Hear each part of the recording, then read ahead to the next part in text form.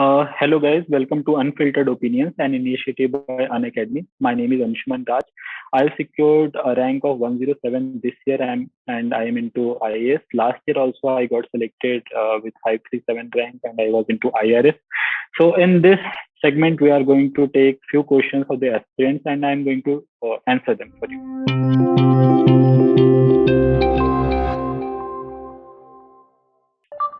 Again, next question is how to make notes. Again, note making is a very important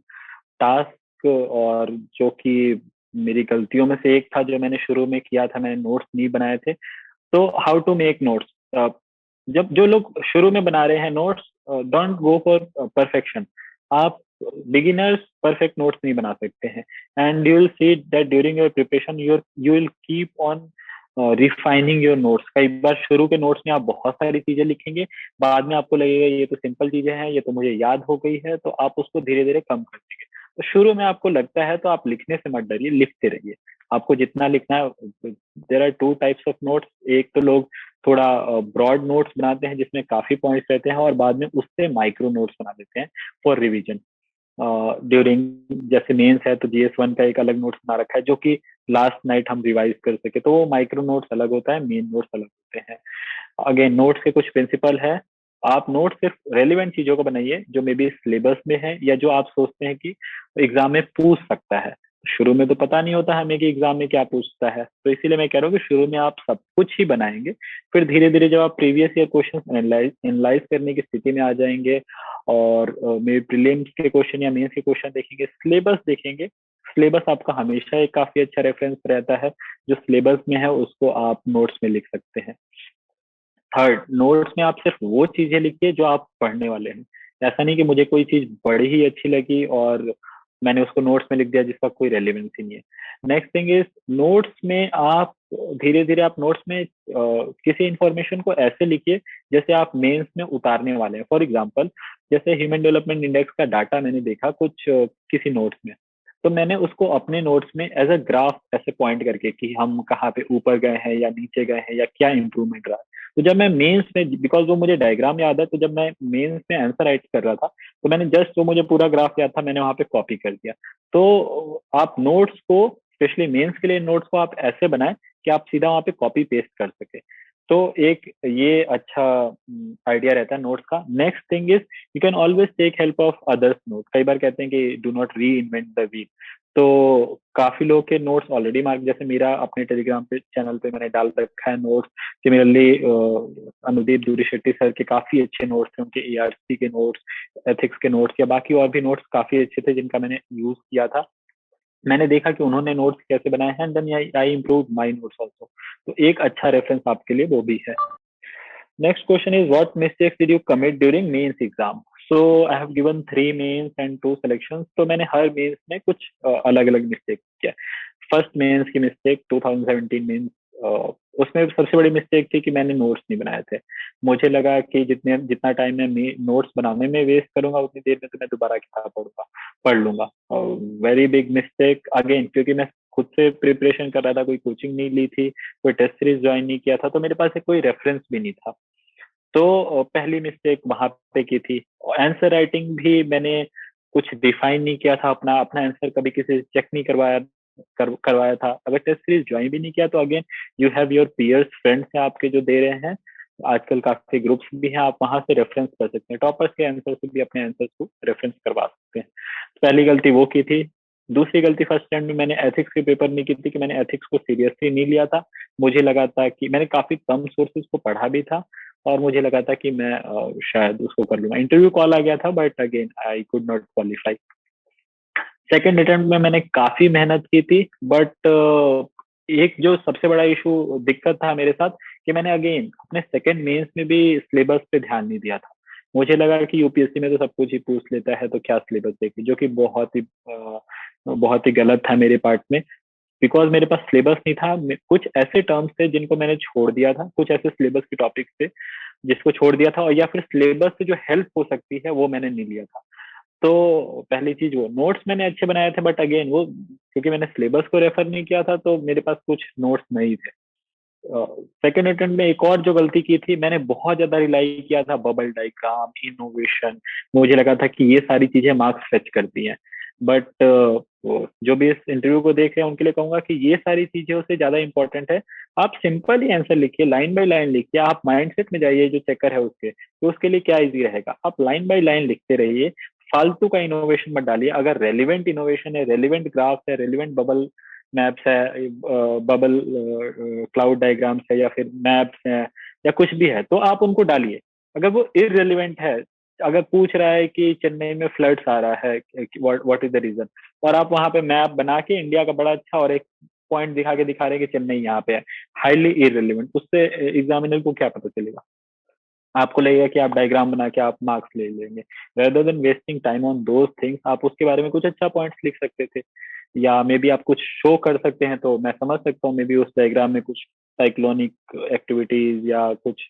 कुछ और दिखा सकते हैं, तो मैं समझ सकता हूँ, बट जस्ट एक पॉइंट के लिए नहीं। तो ये मेरी सेकंड अटेम्प्ट में गलती थी, और ये गलती भी इसलिए थी क्योंकि जो मैंने टेस्ट सीरीज ज्वाइन किया था, वहां पे जो चेकर्स थे वो इंसिस्ट करते थे मुझे हर क्वेश्चन पे कि डायग्राम बनाओ बनाओ बनाओ बनाओ। तो जब उन्होंने इंसिस्ट किया तो वो मेरी मेमोरी में भी आ गई कि मुझे हर क्वेश्चन में डायग्राम बनाना है, जो कि बहुत ही गलत अप्रोच था। फिर फाइनली थर्ड अप्रोच में मैंने थर्ड में इस चीज को चेंज किया, मैंने सिलेबस प्रॉपर देखा, सिलेबस का अच्छे से नोट्स बनाया, रिपोर्ट्स का अच्छे से नोट्स बनाया, एंड उसकी वजह से काफी ज्यादा बेनिफिट हुआ।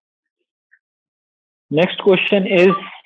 How do I know if clearing UPSC CSC is my cup of tea और not? So again, like this is very subjective question, and I know इसमें काफी ज्यादा जो लोग फोर्थ अटेम्प्ट फिफ्थ अटेम्प्ट में है वो लोग भी सोचेंगे कि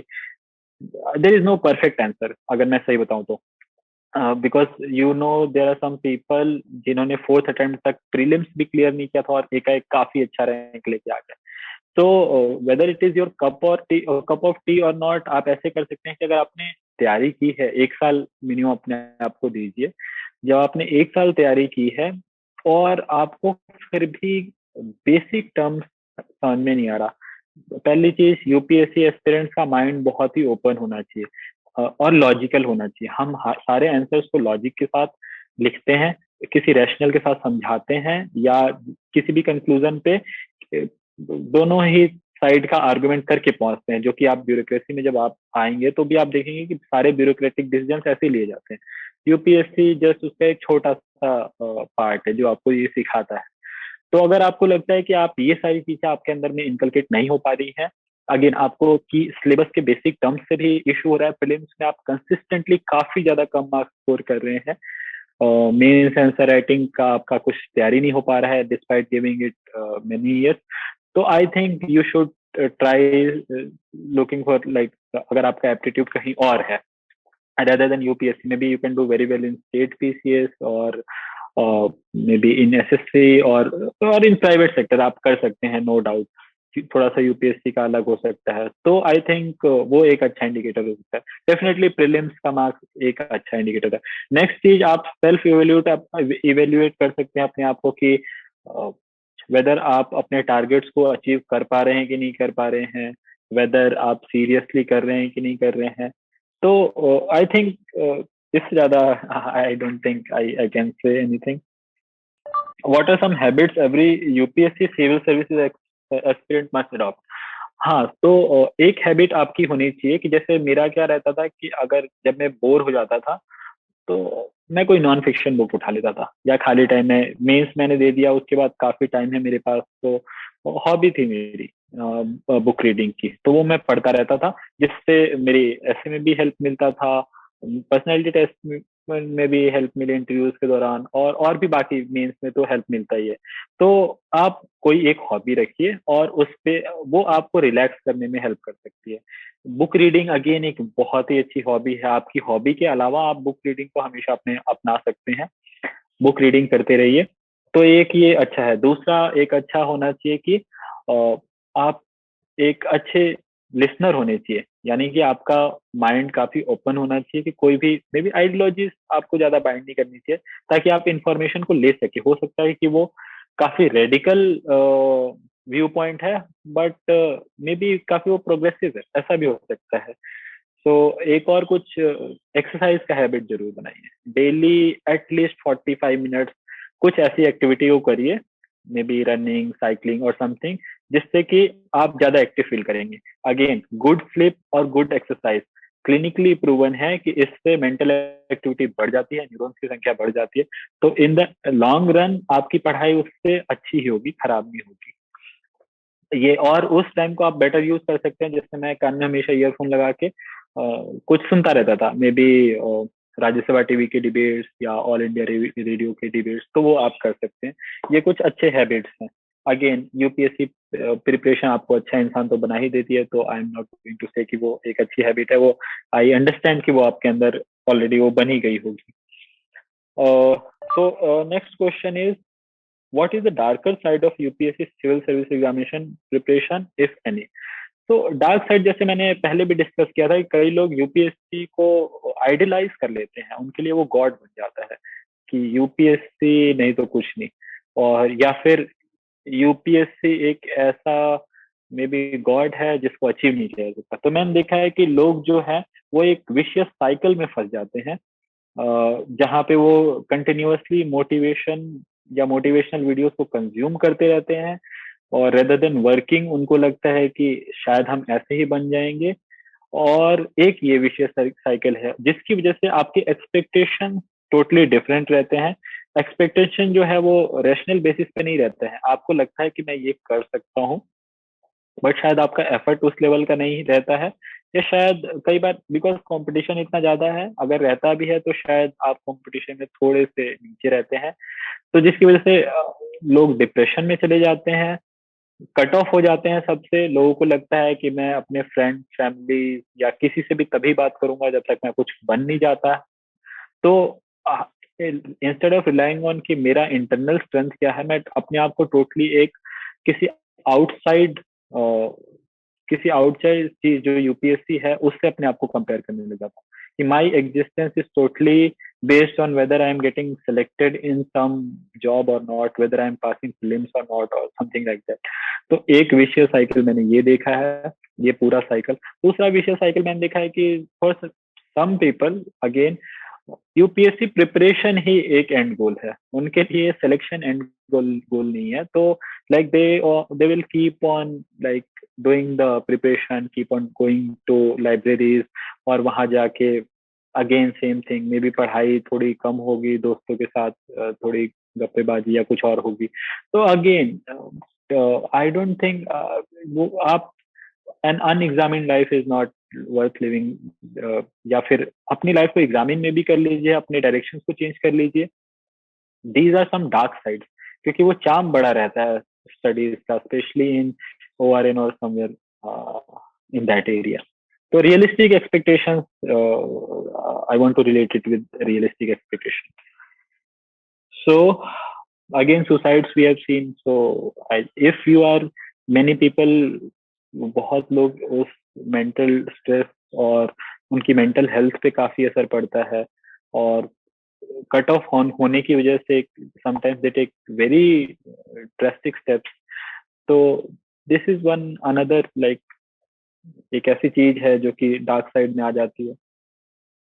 So the next question is, what are the top 3 myths about UPSC?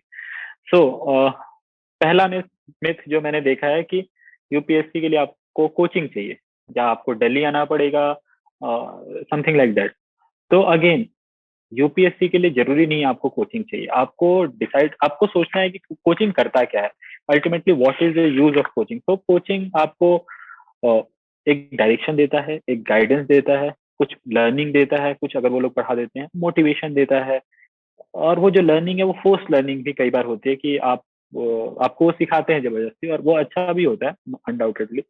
तो I think you can get all these things without UPSC also, without going to coaching also. So अगर आपको डायरेक्शन चाहिए, again there are many platforms, there are many toppers talk on YouTube, जहाँ से आपको direction मिल जाएगा। Guidance, बहुत लोग अपने टेलीग्राम चैनल चलाते हैं या फिर पर्सनली भी बहुत लोग हेल्प कर देते हैं, तो गाइडेंस भी आपको मिल जाएगी। Learning, again ultimately only self learning is what matters, तो वो भी हो जाता है। और अगेन आपको दिल्ली जाने की जरूरत नहीं है, पैंडेमिक ने खासकर ये हमें सिखाया है। आप घर पे भी रह के फुल्ली फोकस एक प्लान के साथ इन सारी चीजों को समझ के घर से भी आप तैयारी कर सकते हैं। तो पहला में कोचिंग, सेकंड में हिंदी मीडियम। पीपल थिंक कि रीजनल मीडियम जो भी है, स्पेशली हिंदी मीडियम स्टूडेंट्स की सिलेक्शन बहुत कम होता है या नहीं होता है, या फिर शायद यूपीएससी बायस है। Again I want to differ कि I don't think UPSC bias है। अगर हम बहुत ही रियलिस्टिक देखें तो अगर आप देखेंगे तो टेंथ के बाद इंडिया में होता क्या है, जो लोग कैपेबल है वो इंग्लिश मीडियम में पढ़ते हैं।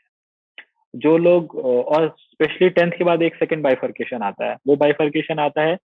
जो अच्छे हैं थोड़ा और वो साइंस की तरफ चले जाते हैं, और बाकी सब्जेक्ट को थोड़ा सा डाउन देखा जाता है। अगेन उसमें से भी जो अच्छे हैं वो शायद आईआईटीज और आईएम्स में चले जाते हैं, and again they prepare for UPSC civil service. तो लोगों को लगता है कि इंजीनियर ही क्यों सेलेक्ट हो रहे हैं या आईआईटीएन ही क्यों सेलेक्ट हो रहे हैं और हिंदी मीडियम वाले क्यों सेलेक्ट नहीं हो रहे। तो पहले आप देखिए कि अब बेसिक से ही एक डिवीजन हो रहा है, जो थोड़े भी अच्छे हैं वो इस डायरेक्शन में चले जा रहे हैं। पहली चीज तो वो है। सेकंड, हिंदी मीडियम में हमने देखा है कंटेंट की काफी, बिकॉज यूपीएससी ज्यादा डायनेमिक हो रहा है, तो जो नए क्वेश्चन आ रहे हैं उस हिसाब से हमारे पास रीजनल लैंग्वेज में कंटेंट नहीं है। मे बी हिंदी में उस टाइप की ऑप्शनल के नोट्स नहीं है या जीएस के नोट्स नहीं है जिस टाइप के हमारे पास इंग्लिश के हैं। सिमिलरली हिंदी में कोई ऐसा न्यूज़पेपर नहीं है जो कि इक्वल कर सके या मैच भी कर सके हिंदू इंडियन एक्सप्रेस के लेवल को। तो ये सेकंड मिथ है। इस मिथ को मैं तोड़ना चाहूंगा कि अगर आपके पास नोट्स नहीं है, थोड़ी सी अगर आप इंग्लिश को अपनी अच्छी कर ले, इतना कि आप न्यूज़पेपर समझ पाए, तो आपका काफी ज्यादा वो एक गैप फुलफिल हो जाएगा। क्योंकि हिंदी मीडियम के नोट्स में आपको काफी कुछ मिल जाएंगे, जो मिसिंग है वो आप इंग्लिश में पढ़ सकते हैं थोड़ा बहुत पोर्शन, और अगेन आप उसको अपनी भाषा में ट्रांसलेट कर सकते हैं। एक और जो रीजनल मीडियम में डिसएडवांटेज हो जाता है कि हमारे पास रेफरेंस के लिए टॉपर्स की कॉपी नहीं है। इंग्लिश मीडियम के लिए तो बहुत सारी वेबसाइट्स पे, विजन पे या कहीं और पे आपको हजारों मिल जाएगी टॉपर्स की कॉपी, बट हिंदी मीडियम में rarely you will find. And other regional language like Urdu और तमिल और तेलुगु में तो रेयरली आपको मिलेगा। तो एक ये इशू है। तो second big myth is like this, and third myth is aspirants keep on asking for perfect source. उनको लगता है there is some perfect books, there is some perfect notes और there is some perfect source जिसको पढ़ लेंगे तो may be we can also crack UPSC, and may be they think कि जो क्लियर कर लेते हैं उनको वो मिल गया है and they are not sharing with us, और we can ask them and then he can tell. So there is no perfect book. अगर आप किसी भी डिफरेंट सेलेक्टेड पर्सन से पूछेंगे तो उसकी डिफरेंट बुक लिस्ट हो सकती है, किसी और की डिफरेंट बुक लिस्ट हो सकती है। The key is in understanding the concept. आपके सारे कॉन्सेप्ट क्लियर रहे, आप चीजों को समझ रहे हैं, आप चीजों को एनालाइज कर पा रहे हैं, आपके नोट्स अच्छे हैं, आपने उनको वेल रिवाइज कर रखा है, आंसर राइटिंग की आपको अच्छी प्रैक्टिस है, एंड आपने उसको डाल दिया। तो there is nothing like perfect source for anything. ना जीएस के लिए है, ना मतलब करंट अफेयर्स के लिए है, ना स्टैटिक के लिए, ना हिस्ट्री के लिए है, कुछ भी नहीं है। मैं अपना हाल बताऊं तो my history optional is my optional is history, and then prelims में मेरे जो सबसे कम स्कोर आते थे, although I used to score in 120, but जो सबसे कम स्कोर आते थे वो हिस्ट्री में ही आते थे। It was so difficult for me to attempt medieval history questions prelims के पेपर में। And then if you ask me कि मैं मेडिवल के लिए क्या पढूं या एंशिएंट के लिए क्या पढूं, तो मैं क्या बताऊं, मैं ऑप्शनल का सब कुछ पढ़ के भी मैं सॉल्व नहीं कर पाया। तो so these were the answers of your questions. अगर इसके अलावा भी आपके कोई और डाउट्स होंगे तो आप बिल्कुल कमेंट सेक्शन में लिखिए, अनअकैडमी की टीम आपकी हेल्प करेगी। एंड उसके अलावा आप मुझे भी कभी भी किसी भी सोशल मीडिया प्लेटफॉर्म पे कांटेक्ट कर सकते हैं।